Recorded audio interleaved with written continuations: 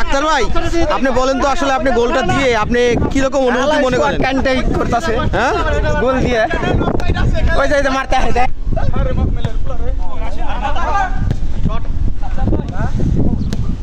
cameraman মাঠের মাঝখানে